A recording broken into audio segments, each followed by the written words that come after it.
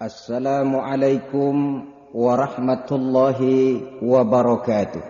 Waalaikumsalam warahmatullahi wabarakatuh. Bismillahirrahmanirrahim. Alhamdulillahi rabbil alamin.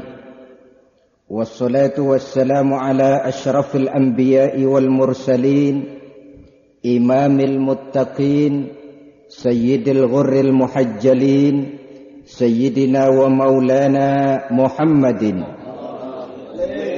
wa ala alihi wa ashabihil mujahidin at-tahirin, amma ba'du. Saudara-saudara kaum muslimin rahimakumullah, adalah watak manusia bahwa dia selalu ingin merasakan nikmat dan manfaat dari apa saja yang dimilikinya. Orang yang mempunyai radio misalnya, tentu karena ingin merasakan nikmat dan manfaatnya radio. Orang yang mempunyai televisi umpamanya, tentu saja karena ingin merasakan nikmat dan manfaatnya televisi. Apa gunanya saudara punya radio bagus kalau kuping budek? Apa gunanya saudara punya televisi berwarna, gambarnya terang, suaranya jelas kalau mata buta? Tentu kurang manfaatnya. Pindah dari contoh ini kepada soal iman, akan timbul pertanyaan, apa artinya iman kalau kita belum bisa merasakan nikmat dan manfaatnya iman? Apabila nikmat dan manfaatnya iman sudah kita rasakan, maka apapun yang diminta dan dituntut oleh nilai iman kita itu akan terasa menjadi nikmat. Iman memerintahkan kita untuk sujud, sujud itu nikmat. Iman memerintahkan kita untuk berpuasa, puasa itu nikmat.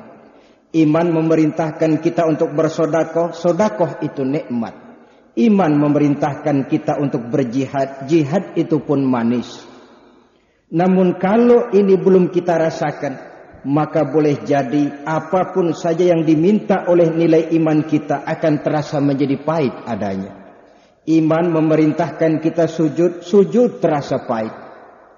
Iman memerintahkan kita untuk puasa, puasa itu getir. Iman memerintahkan kita untuk sedekah, sedekah itu berat. Iman memerintahkan kita untuk berjihad, jihad pun bukan alang kepalang beratnya. Maka untuk bisa merasakan nikmat, lezat dan manfaatnya iman dalam kehidupan, pada pertemuan kali ini kita akan membicarakan sebuah hadis yang diriwayatkan oleh Imam Bukhari dan Muslim dari Abi Hurairah, di mana baginda Rasulullah sallallahu alaihi wasallam bersabda, "Salasun man kunna fihi wajada halawatal iman."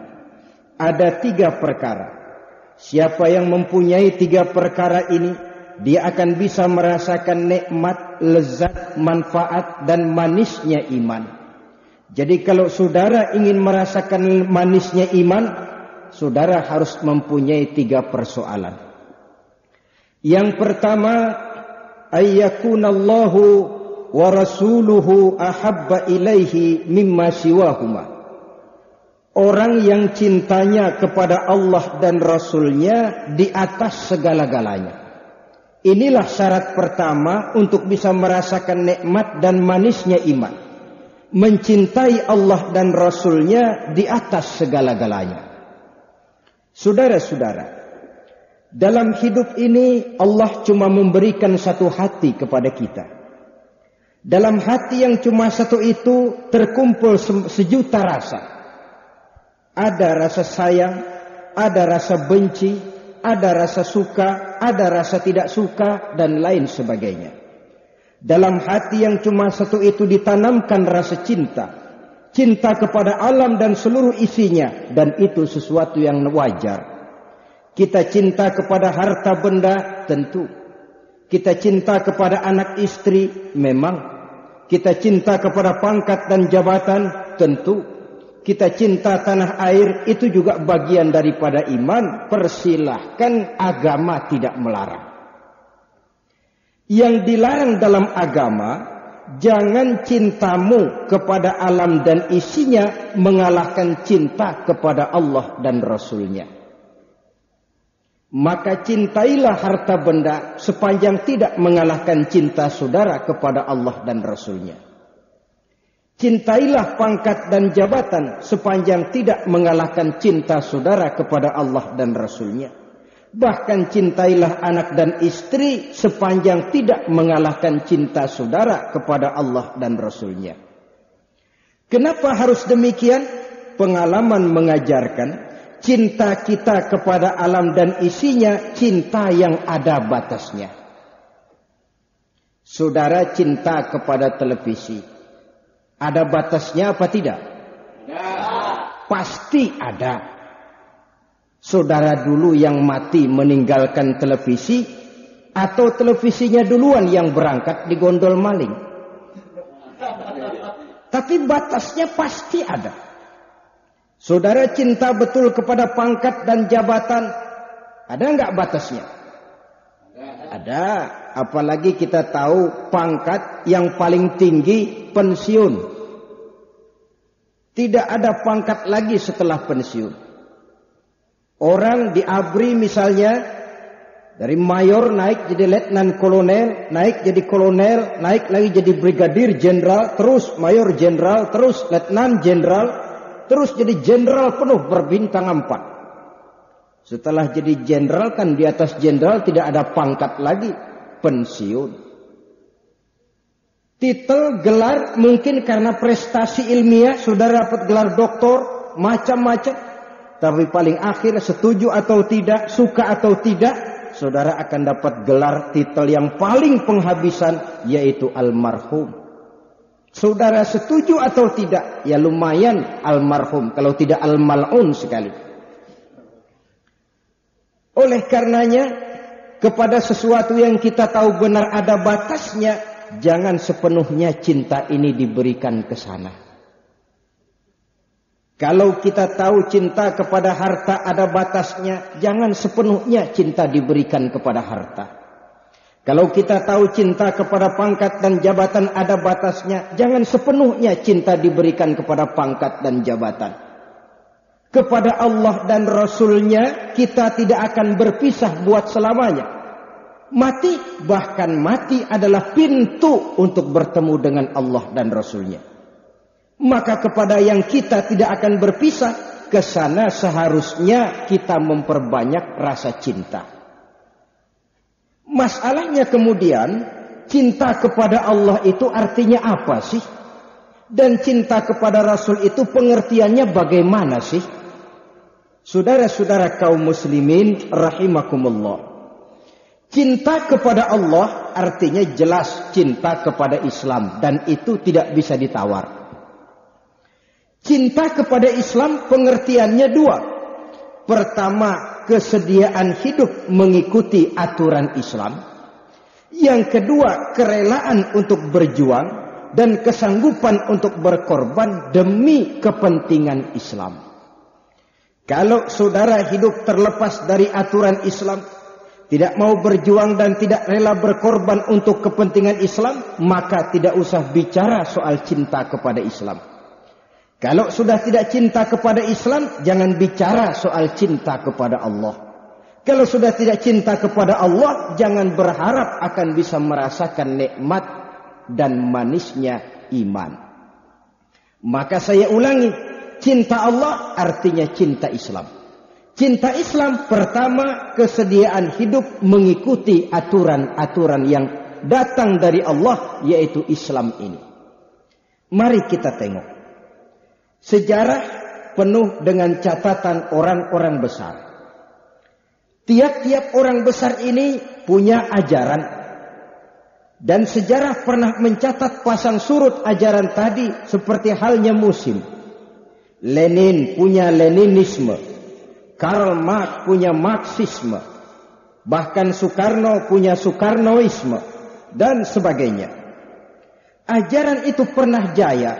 Kapan? Pada waktu yang menelurkan ajaran itu masih berkuasa. Tapi bila orangnya wafat, kekuasaannya selesai, ajarannya pun selesai sampai di situ. Bahkan tidak mustahil satu ajaran yang tadinya disanjung, satu ajaran yang tadinya didewa-dewakan, setelah yang bersangkutan tidak ada lagi, ajaran itu pun dimasukkan ke kotak sampah. Sifatnya musim. Yang namanya musim jelas saja tidak bisa dilarang. Tapi kalau waktunya habis, dia akan habis dengan sendirinya. Adapun aturan atau syariat Islam ini telah 14 abad yang lalu dia diturunkan oleh Allah Subhanahu wa ta'ala. Allah lah pencipta manusia. Allah lebih tahu tentang batas kemampuan maksimal manusia. Karena itu aturan-aturan yang diturunkan oleh Allah tentu sesuai benar untuk manusia. Kalau pada satu saat manusia melarikan diri dari peraturan Allah, bukan berarti peraturannya yang tidak sesuai lagi. Bukan berarti peraturan yang harus ditinjau lagi. Tapi manusianya yang harus dikembalikan kepada aturan itu. Jangan seperti di zaman akhir-akhir ini. Karena orang meninggalkan peraturan Allah, lalu dianggap peraturan itu sudah tidak sesuai dengan zaman. Tentu terbalik akhirnya. Mentolerir kemunkaran, mentolerir berpalingnya orang dari aturan yang diturunkan oleh Allah Subhanahu wa ta'ala. Jadi kecintaan kita kepada Islam diukur dari sejauh mana kesediaan hidup kita mengikuti aturan-aturan yang ada di dalam syariat agama Islam ini. Dunia makin maju, ilmu pengetahuan makin canggih. Seiring dengan itu manusia memerlukan keseimbangan antara kemajuan otak dengan pengisian batin rohaninya. Kalau hanya otaknya saja yang maju berisi ilmu pengetahuan dan teknologi yang serba canggih, tapi hatinya dibiarkan kosong dari aturan-aturan yang datang dari yang serba maha, saya yakin batinnya akan merintih di tengah kemajuan material. Jiwanya akan merana di tengah kelimpahan harta benda. Bahkan paling akhir sukmanya akan merintih di tengah kehidupan yang serba glamor, di tengah kehidupan yang serba mewah. Oleh karenanya, buat sementara memang manusia mungkin berpaling dari peraturan-peraturan Allah. Tapi tidak untuk selamanya. Ada waktunya di mana manusia akan sampai kepada titik jenuh. Dan ini tidak berarti bahwa aturan agama hanya diperlukan pada saat manusia sampai ke titik jenuh. Aturan itu diperlukan untuk manfaat dan kepentingan manusia dalam kehidupannya sehari-hari. Dengan demikian, jangan jadikan Islam sebagai dekorasi. Jangan jadikan Islam sebagai pengawal dan penjaga rumah. Jangan jadikan Islam cuma sebagai ajang untuk simposium, seminar, diskusi, dan debat kusir. Islam ini untuk kita pakai, kita amalkan, kita terapkan di dalam kehidupan. Masalahnya kemudian, aturan Islam itu dari mana kita tahu? Tentu saja dari jalan mengkaji, mempelajari, melalui majelis-majelis taklim, melalui ulama, kiai dan para ustadz yang memang kita yakini kualitas keilmuannya di bidang itu. Sehingga dengan berdasarkan ilmu, nilai amalan kita akan menjadi semakin mantap. Dari amalan yang mantap ini, maka kita tidak akan mudah terombang-ambing oleh segala macam situasi. Saudara-saudara kaum muslimin rahimakumullah.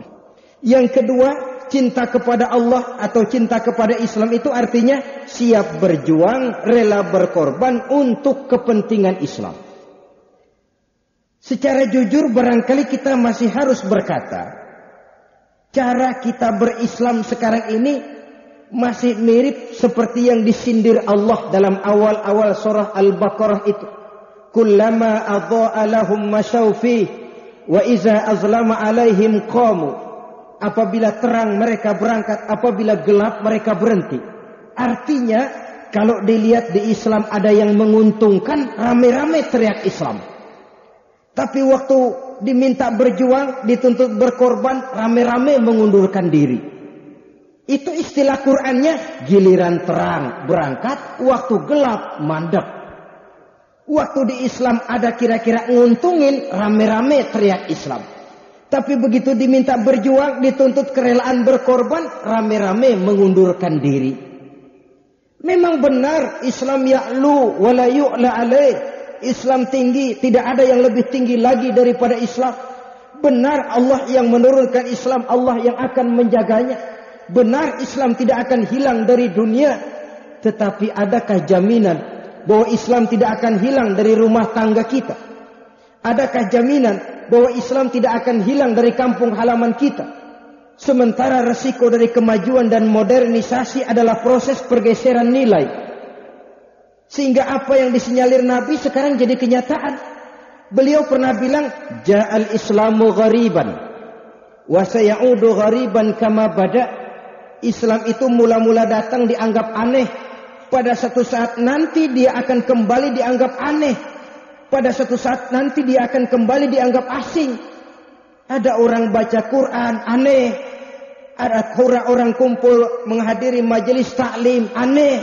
Ada orang sholawatan, aneh. Sesuatu yang sewajarnya dikerjakan dan dianjurkan oleh agama dipandang sebagai yang aneh. Dalam kondisi macam itu kata baginda Nabi, fatuba lil ghuraba, beruntunglah orang-orang yang dianggap aneh. Siapa mereka? Allazina yuslihuna ma afsadan nasu min sunnati, yaitu orang-orang yang teguh memperbaiki sunnahku yang kala itu sudah dirusak oleh kebanyakan manusia. Artinya apa? Islamnya cuman Islam numpang mujur. Waktu dilihat enak, rame-rame teriak Islam. Tapi kalau sudah diminta berkorban, dituntut berjuang, rame-rame bikin alasan. Rame-rame ngundurin diri. Ini kan mirip calo tuh. Calo itu di terminal bus paling ribut. Teriaklah dia kemana? Jurusan Jawa Barat, Jawa Tengah, Jawa Timur. Penumpang yang mau ke Jawa Barat naik sampai ke Jawa Barat. Penumpang yang ke Jawa Tengah naik sampai ke Jawa Tengah. Penumpang yang ke Sumatera naik sampai ke Sumatera. Caloknya yang paling ribut nggak kemana-mana, ngetem aja di terminal. Paling ribut, tapi tidak lebih daripada cuma sekedar itu. Bukankah cara kita beragama semacam ini cara hura-hura namanya? Saudara-saudara kaum muslimin rahimakumullah. Kalau setiap kita berpikir apa yang bisa saya berikan kepada Islam, insya Allah Islam akan hidup di Indonesia. Marilah setiap kita berpikir dengan kondisi saya seperti yang sekarang ini. Saya seniman, saya pedagang, saya pengusaha, saya pejabat, saya pamong, saya ulama, saya petani. Apa yang bisa saya berikan kepada Islam? Kalau setiap muslim berpikir apa yang bisa saya berikan kepada Islam, insya Allah Islam akan hidup. Jangan dibalik, apa yang bisa saya ambil dari Islam? Inilah pikiran tukang catut. Akhirnya, kalaupun berpolitik, bukan berpolitik untuk kepentingan Islam, tapi malah Islam dijadikan dagangan untuk kepentingan politik. Kalaupun jadi pejabat, jabatannya bukan untuk kepentingan Islam, malah tidak segan-segan jual Islam demi kepentingan jabatan. Kalau kebetulan pengusaha, bukan keuntungan usahanya demi kepentingan Islam, malah kadang-kadang tidak segan-segan menghancurkan Islam demi keuntungan bisnisnya. Kalau ini yang terjadi, sangat boleh jadi kitalah yang sebenarnya menggeragoti Islam dari dalam. Saya mengetuk hati setiap kita. Marilah berpikir apa yang bisa saya berikan kepada Islam. Walaupun nilainya kecil, menurut kita tidak berarti. Tapi kalau setiap kita berpikir ke arah itu, saya yakin, seyakin-yakinnya 5, 10, 20 tahun yang akan datang, Islam akan hidup di Indonesia. Apa yang bisa saya berikan kepada Islam? Iya Ustadz, tapi kalau saya ini kecil saja yang bisa saya berikan, kapan Islam mau jaya? Itu pikiran kita. Saya terkesan saudara, ada satu film yang judulnya Lion of the Sea, Omar Mukhtar. Pernah nonton film itu? Ya ngaku aja lah, ini potongan tukang nonton semua ini saya lihat. Itu ceritanya ketika Jenderal Omar Mukhtar ditangkap oleh tentara Itali. Dia dihadapkan di pengadilan.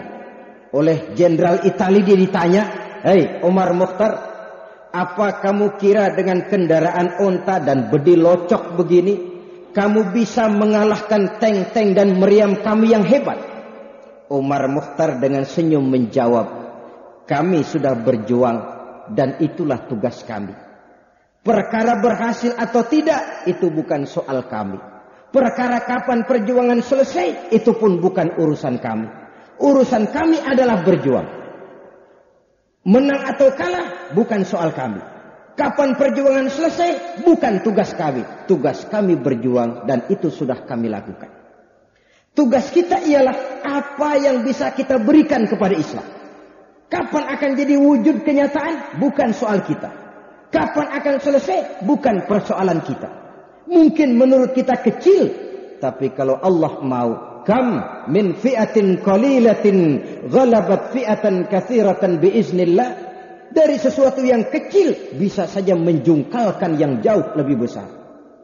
Kalau kita pikir-pikir di zaman Jepang, di zaman Belanda, nenek moyang kita, strategi militer mana yang berani bilang bahwa bambu runcing bisa mengalahkan meriam? Ahli perang yang mana yang sanggup mengatakan bahwa bambu runcing saja bisa mengalahkan tank-tank yang tangguh dari Belanda dan Jepang? Saudara hadirin, sehingga tidak terlalu berlebihan dan pantas kalau dalam mukaddimah undang-undang dasar berkat rahmat Allah. Kalau tidak berkat rahmat Allah, rasanya secara logika sulit bambu runcing mau mengalahkan meriam ini. Di sini yang bicara adalah faktor iman. Di sini yang bicara adalah faktor keyakinan.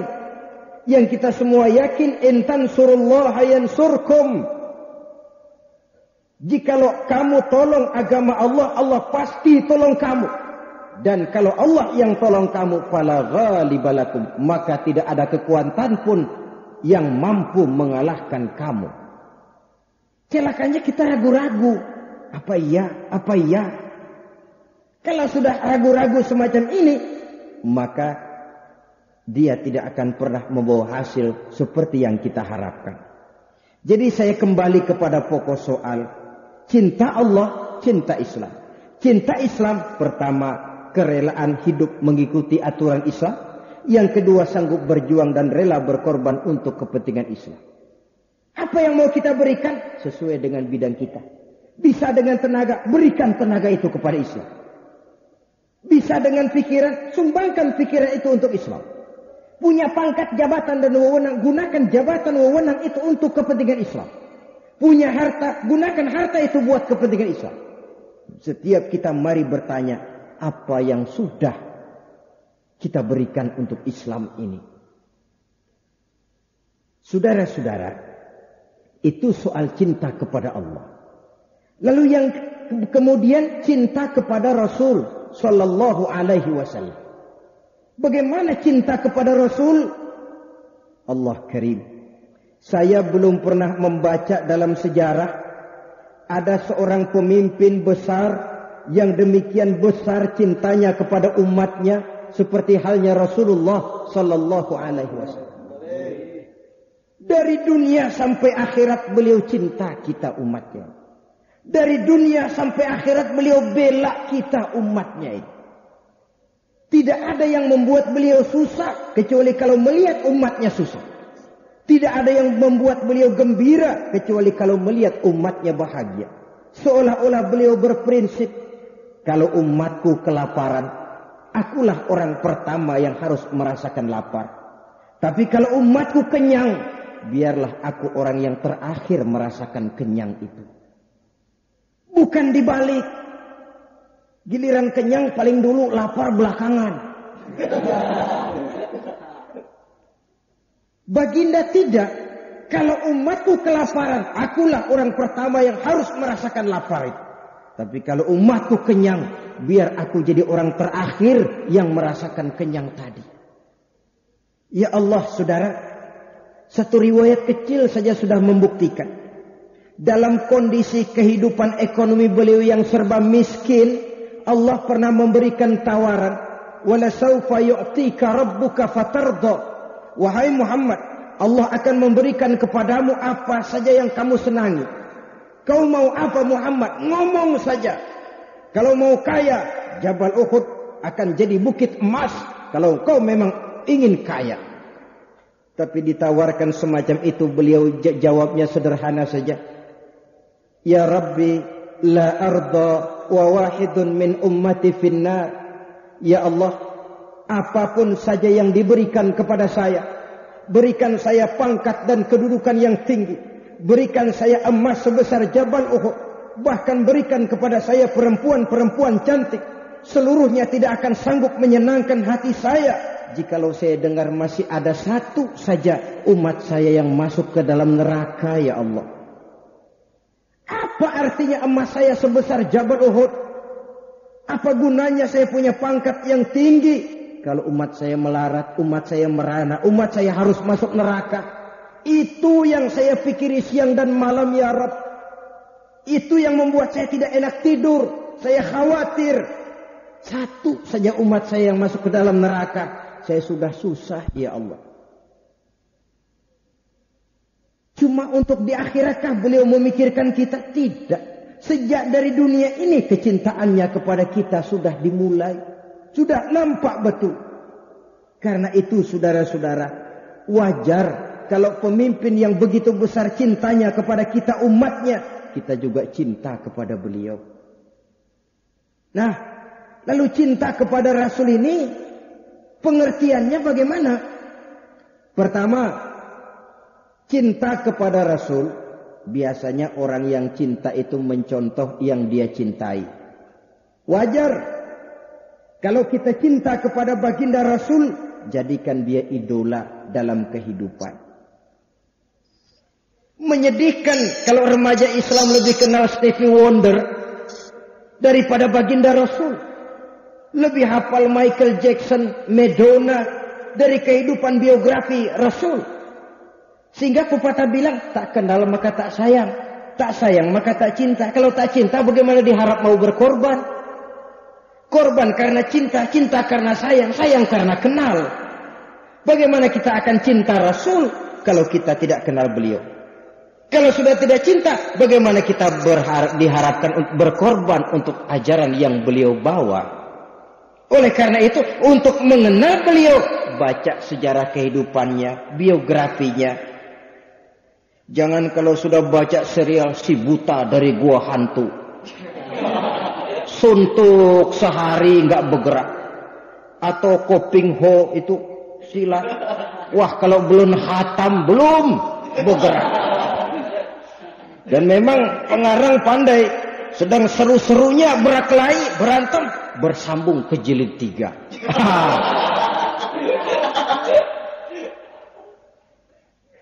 Bacalah sejarah kehidupan Nabi, pelajari biografi beliau.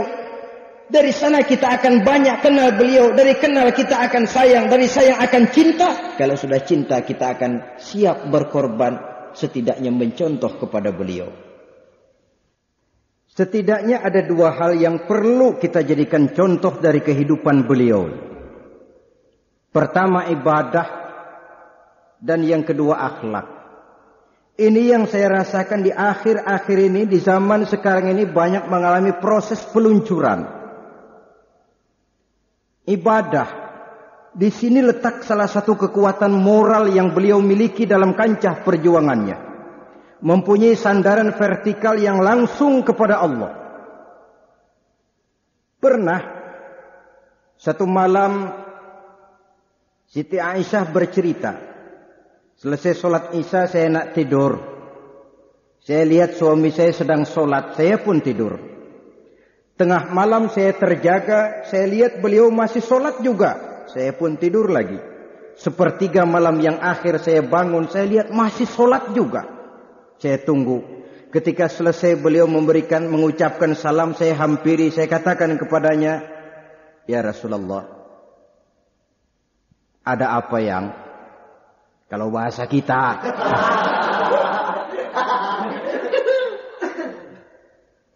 Tuhan kan seorang yang dosanya sudah diampuni oleh Allah. Allah menjanjikan liyaghfira lakallahu ma taqaddama min dzambika wa ma ta'akhkhar Wahai Muhammad, dosamu yang dahulu, yang sekarang, yang akan datang, jikalau memang ada, seluruhnya sudah diampuni oleh Allah. Iya, lalu kenapa? Sudah diampuni ini, kalau ibadah jangan sampai gitu-gitu benar, kenapa sih? Apa jawab baginda? Sederhana saja. Aisyah, afala uhibbu an akuna abdan syakura. Apa saya tidak senang kalau saya oleh Allah diberikan titel abdan syakura, hamba yang pandai bersyukur, hamba yang tahu berterima kasih. Makin diampuni, makin banyak sujud saya. Makin diampuni, makin banyak solat dan ibadah saya. Ini prinsipnya. Orang yang dosanya sudah mendapat jaminan ampun dari Allah, tapi ibadahnya sedemikian rupa. Rasa-rasanya kalau kita yang dapat jaminan ampun, bubar sembahyang.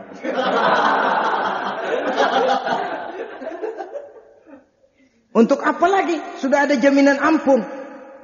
Tapi beliau malah makin datang jaminan ampun, makin banyak sujud dan ibadahnya. Dengan itu, beliau makin dekat dengan Allah. Saudara-saudara kaum muslimin rahimakumullah. Saya khawatir kalau kita cuma bisa membangun masjid yang besar, tapi kita tidak pandai mengisinya. Saya takut kalau kita hanya bisa membentuk majelis taklim, tapi tidak pandai memakmurkannya. Saya ngeri kalau kita hanya pandai membangun madrasah, tapi tidak bisa mengisinya. Membangun memang sulit, tapi memelihara yang sudah dibangun itu supaya tetap langgeng, itu jauh lebih sulit. Padahal dari sana Islam bersinar. Dari sana kita harapkan kader-kader penerus perjuangan tampil ke depan, memberikan jawaban Islam terhadap kemajuan zaman. Oleh karenanya, kalau kita kekurangan harta, apalagi mengukur diri dengan tetangga, kita gelisah. Kekurangan pakaian, kita gelisah. Kekurangan uang, kita panik. Tapi belum pernah ada orang panik kalau ibadahnya kurang. Belum pernah ada orang bingung saya lihat kalau ibadahnya kurang. Belum pernah saya temuin, kenapa Pak bingung benar? Aduh, sholat saya kurang. Belum pernah. Kenapa Pak kok kelihatannya bingung? Ramadan kemarin puasa saya kurang 3 hari. Tidak, kalau duit kurang ribut, kalau ibadah kurang, tenang-tenang saja Pak.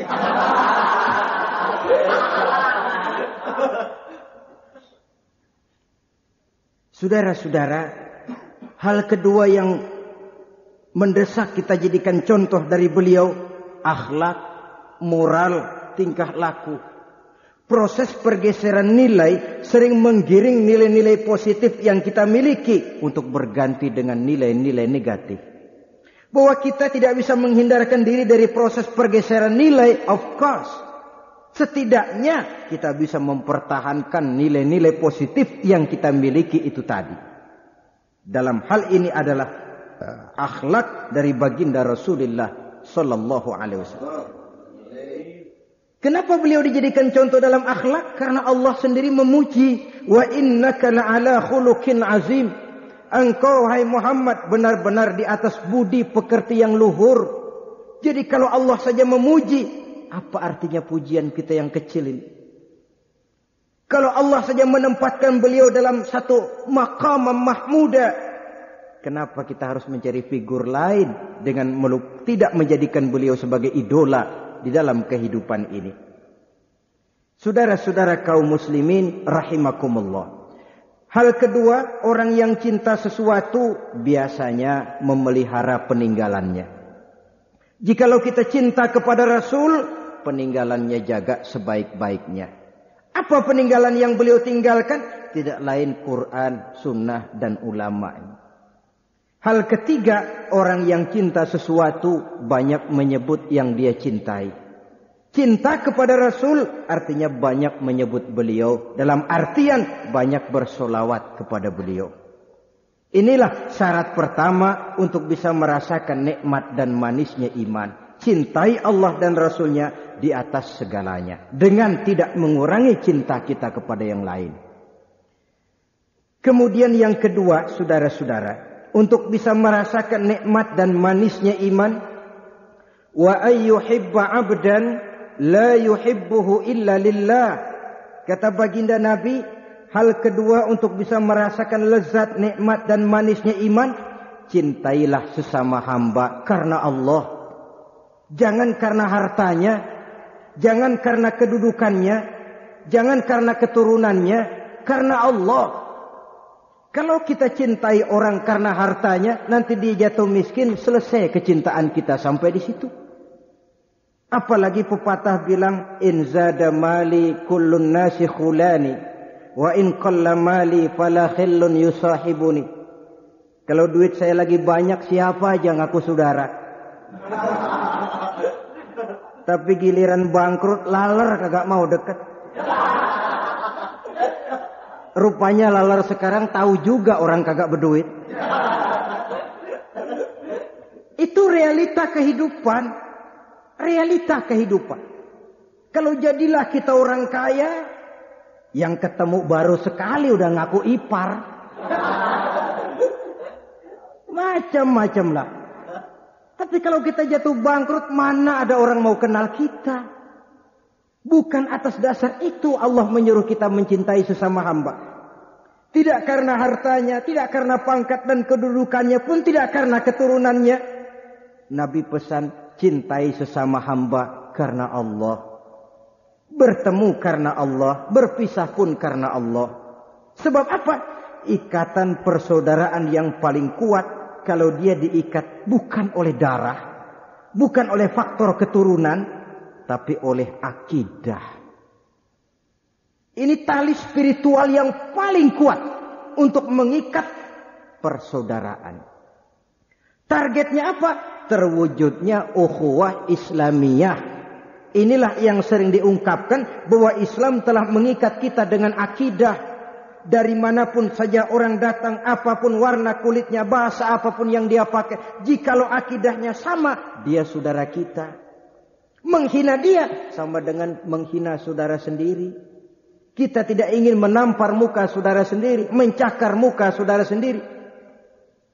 Saudara-saudara kaum muslimin rahimakumullah. Sehingga baginda memberi peringatan bahwa orang Islam dalam bersaudara itu kal jasadil wahid, seperti satu badan. Walaupun kita berbeda dalam profesi, tapi kita ini satu badan. Sekarang badan saudara pas auratnya terbuka. Apa saudara sorak-sorak, ayo aurat saya terbuka nih. Apa saudara cepat-cepat tutupin? Apa saudara buka terus aurat itu? Atau saudara cepat-cepat tutup? Logikanya harus cepat-cepat ditutup. Begitu kita bersaudara. Saudara kita muslim punya aib, punya kekurangan. Itu aurat. Mestinya kita nutupin. Tahu pun kalau sudah itu menyangkut kejelekan orang. Tidak usah lalu malah ngipas-ngipasin. Si anu kan anu-anu mas. Oh iya. Nah. Malah ngipas-ngipasin. Itu kan sama dengan sudah aurat terbuka, malah diablagin sekalian. Badannya sendiri. Bukankah saudaranya juga muslim?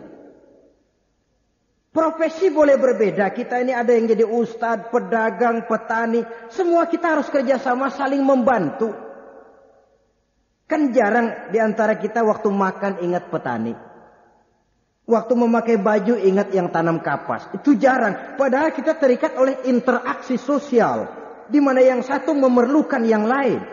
Kita hebat karena ada orang lain. Kita dibilang kaya karena ada yang miskin. Kita dibilang alim karena ada yang bodoh.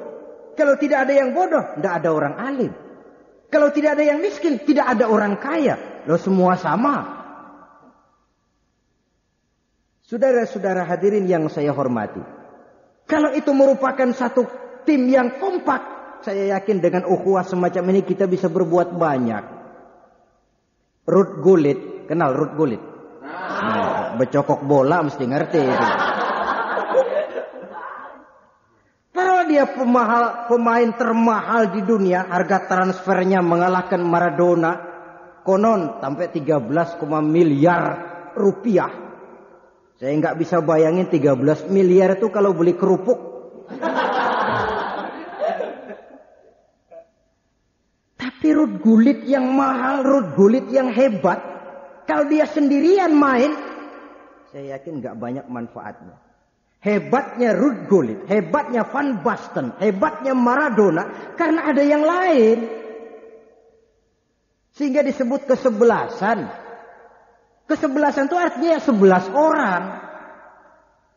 Ia baru bisa menang kalau tercipta satu teamwork yang kompak, satu kerjasama yang ideal. Yang masing-masing memahami posisi, tapi juga bisa menempati posisi lain. Begitulah kita umat Islam dalam menjalin ukhuwah ini. Petani, silakan jadilah petani yang baik. Pedagang, oke. Pengusaha, oke. Ustaz, kiai, pejabat, silakan. Boya satu sama lain kerjasama.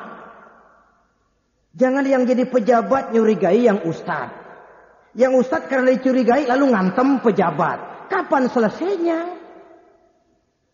Kata pejabat, terang aja saya bikin sulit, saya dihantam terus.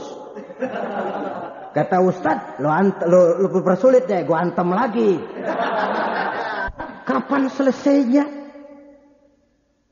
Di pihak lain, kita lebih suka mencari perbedaan, memperbesar perbedaan, bukan mencari persamaan. Kalau persamaan yang kita cari, ketenangan, kerukunan akan mudah kita dapatkan. Tapi kalau perbedaan yang kita perbesar, yang timbul adalah keresahan, keretakan, tidak mendidik, dan pada akhirnya membuat umat jadi centang perenang. Itulah sebabnya Allah Subhanahu wa taala menyindir dalam Quran dengan bahasa yang indah, "Wala takunu kallati naqadat ghazlaha min ba'di quwwatin ankatha." Jangan kamu bertingkah laku seperti perempuan latah yang kalau malam dia tenun kainnya, siang dia rusakin lagi. Malam dia tenun lagi, siang dirusakin lagi. Kapan selesainya? Malam ditenun, siang dirusaki. Malam nenun lagi. Usaha kita sering tertarung di kaki kawan sendiri. Kita sering menjegal kawan seiring, menggunting dalam lipatan. Untuk akhirnya rame di antara kita. Maka orang sudah berbuat kemana-mana, kita masih di situ-situ juga. Orang sudah ke bulan, orang sudah ke Mars, kita masih saja ribut soal kunut dan tahlil. Orang sudah nyangkok jantung, kita masih nyangkok pohon jambu monyet saja. Saudara-saudara kaum muslimin rahimakumullah, tidak ada kemajuan berarti yang bisa kita capai kalau kita centang perenang. Bersaudara karena Allah, bertemu dan berpisah karena Allah.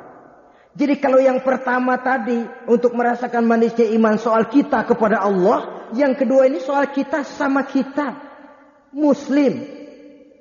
Jangan terbalik kepada yang tidak muslim kita bisa bersaudara. Tapi kadang-kadang kepada sesama muslim kita suka pelotot-pelototan lah, marah-marahan lah. Modelnya lagi kalau sudah marah kadang-kadang berlaku perpanjangan waktu. Tidak cukup sekedar perpanjangan waktu, masih bisa ditambah oleh perpanjangan generasi. Dan selanjutnya, padahal itu sama sekali tidak menguntungkan buat kita. Saudara-saudara kaum muslimin, rahimakumullah. Yang ketiga, yang terakhir, untuk bisa merasakan nikmat dan manisnya serta lezatnya iman. Wa ayyakraha ayyauda fil kufri kama yakrahu ayyukzafa finnar. Hendaknya dia benci kepada kekafiran, dia benci kepada kebatilan, kezaliman, ketidakadilan, kemunkaran. Setelah Allah angkat dan Allah selamatkan dia dari penyakit tadi, sebagaimana dia benci kepada neraka. Tidak seorang pun di antara kita yang mau masuk neraka. Jangankan masuk, demen aja enggak sama neraka. Sebagaimana kita benci kepada neraka, begitulah sikap mental kita menghadapi kekufuran, kebatilan, kezaliman, ketidakadilan, maksiat dan munkarat.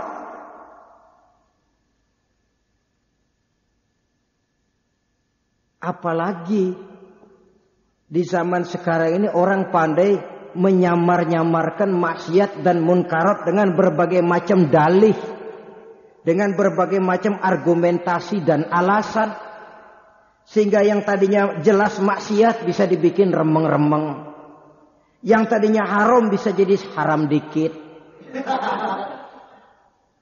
Saudara-saudara kaum muslimin, bahkan belakangan ini kita diramaikan lagi oleh judi yang rupanya menghangat. Padahal kita sudah bersyukur beberapa tahun yang lalu sudah dikeluarkan satu peraturan segala macam bentuk perjudian dilarang di wilayah hukum Republik Indonesia. Kalau ternyata ada juga yang masih berjudi, jangan lalu berpikir, lebih baik dilokalisir saja daripada judi liar. Akhirnya yang dilokalisir ya jalan, yang liar tetap saja jalan. Apalagi dengan embel-embel segala macam undian. Sehingga orang lalu terangsang.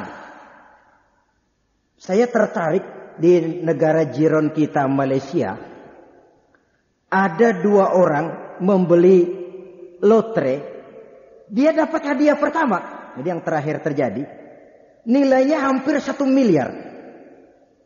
Dia kembalikan itu. Dia tidak ambil hadiahnya. Ketika ditanya kenapa? Pertama, menurut agama saya ini tidak benar. Yang kedua, saya memang niatnya mau nyumbang kok. Bukan mau dapat hadiah. Ini kan belum pernah terjadi.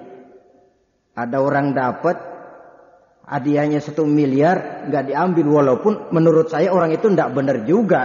Kalau memang niat ikhlas mau nyumbang, kenapa harus beli lotre? Iya, langsung saja ke masjid, ke madrasah. Saudara-saudara, tapi ngembaliinnya, dia tidak mau terima uang 1 miliar itu merupakan sesuatu yang menarik. Kalau kita 1 miliar, mubazir, no?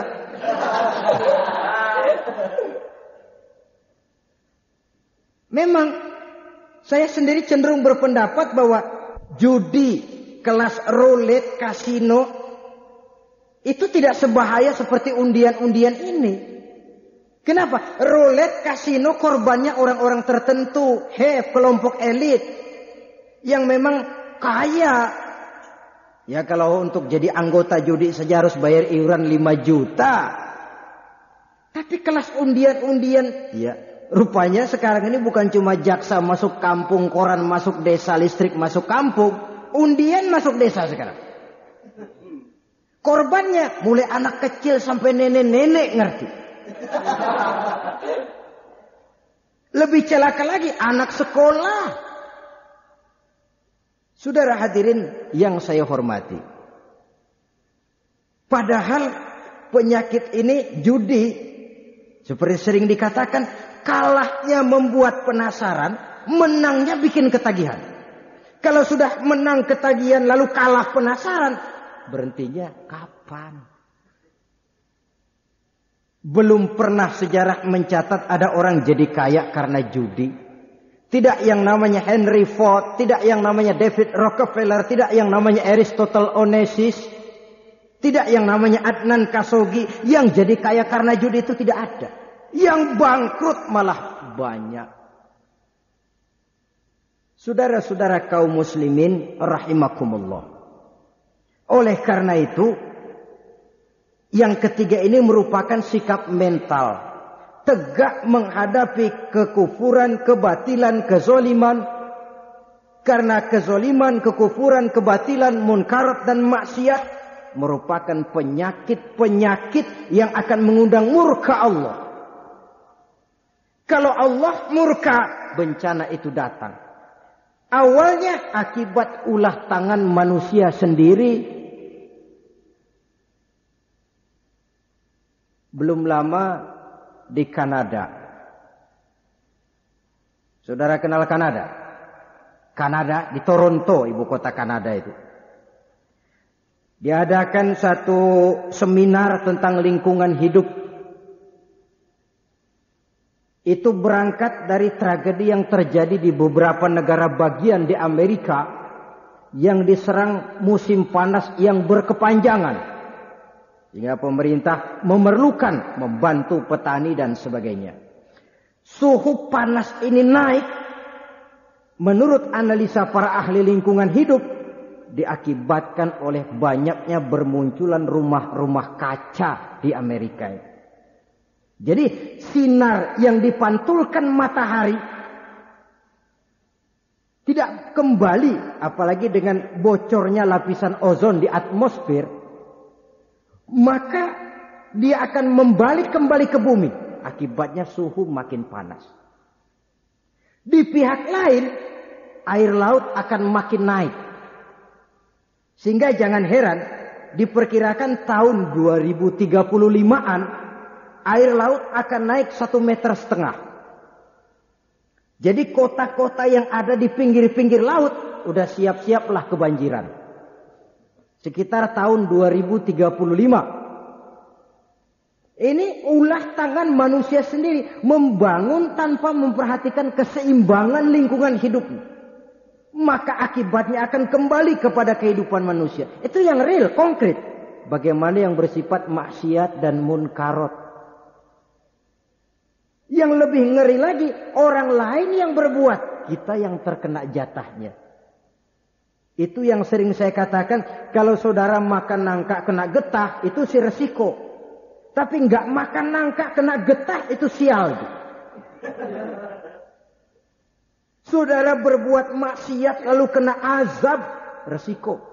Tapi tidak melakukan maksiat, terkena azab, terkena bencana, itu yang sial. Sebab musibah kalau datang tidak sempat milih-milih. Dia berlaku umum, yang baik kena, yang tidak baik pun juga kena. Jikalau kita cinta kepada bangsa dan negara ini, jikalau kita cinta kepada tanah air ini, jikalau kita cinta kepada kampung halaman kita ini, jaga kampung halaman kita, jaga tanah air ini, jaga negara ini dari perbuatan-perbuatan kotor yang akan merusak kehidupan, baik itu berupa maksiat, baik itu berupa pembangunan yang menghancurkan lingkungan hidup sehingga ekosistem lingkungan hidup kita menjadi rusak, hilang keseimbangan, dan akan membuat malapetaka bagi kehidupan manusia sendiri. Saudara-saudara, yang sulit adalah mencegah kemunkaran, bukan menganjurkan kebaikan.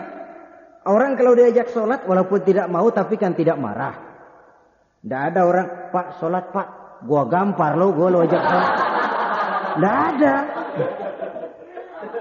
Orang itu kalau diajak berbuat baik, ya walaupun tidak mau tapi kan tidak marah. Tapi kalau sudah dicegah kemunkarannya, ini yang makan hati. Ini yang sering menimbulkan reaksi. Maka mencegah kemunkaran lebih sulit daripada menganjurkan kebaikan. Resikonya besar. Tapi kalau tidak dikerjakan pun resikonya besar juga. Jadi sama-sama ada resikonya. Saudara jalan jatuh, saudara nggak jalan jatuh, mendingan jalan ketahuan. Walaupun jatuh puas dong, gue jatuh jalan, lu nggak jatuh jalan, cengeng. Saudara-saudara kaum muslimin rahimakumullah.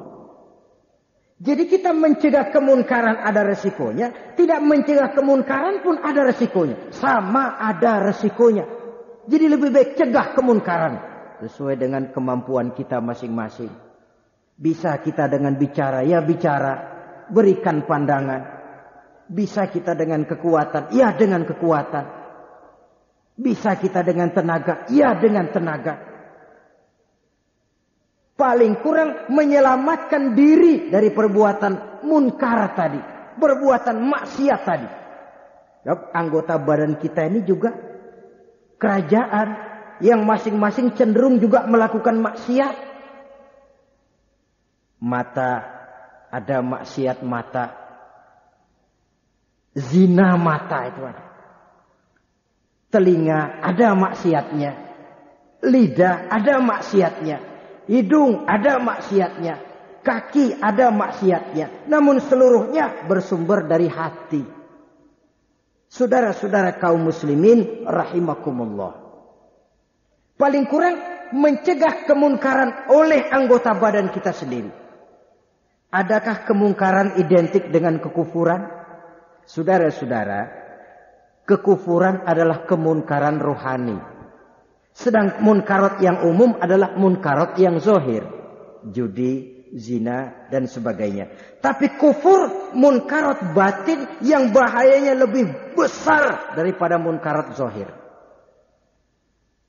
Saudara-saudara, judi misalnya. Walaupun orang judi berzina, berdosa, tapi itu dosa karena judi, dosa yang diampuni kalau dia taubat. Tapi kufur, maksiat batin, kekufuran di luar kemungkinan mendapat ampunan dari Allah. Sekurang-kurangnya umat Islam jangan toleransi kepada kekufuran. Sebab bertoleransi kepada kekufuran mendekati kepada kekufuran. Dan paling akhir kita khawatir bisa menjadi kufur itu sendiri. Tegaklah dengan satu keyakinan. Islam ini agama yang benar. Islam ini agama yang hak. Islam ini agama yang diterima oleh Allah. Dan kita tidak akan cenderung kepada nilai-nilai yang membawa kita kepada kekufuran. Saudara-saudara kaum muslimin rahimakumullah. Dengan 3 hal ini, maka diharapkan kita akan bisa merasakan lezatnya iman. Dan kalau sudah bisa merasakan lezatnya iman, insya Allah apapun yang diminta oleh iman kita akan terasa menjadi lezat adanya. Maka nikmatlah kita beragama.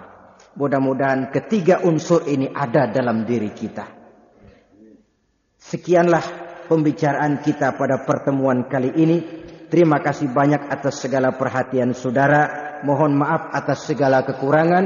Usikum wa nafsi bitaqwallah. Wassalamualaikum warahmatullahi wabarakatuh.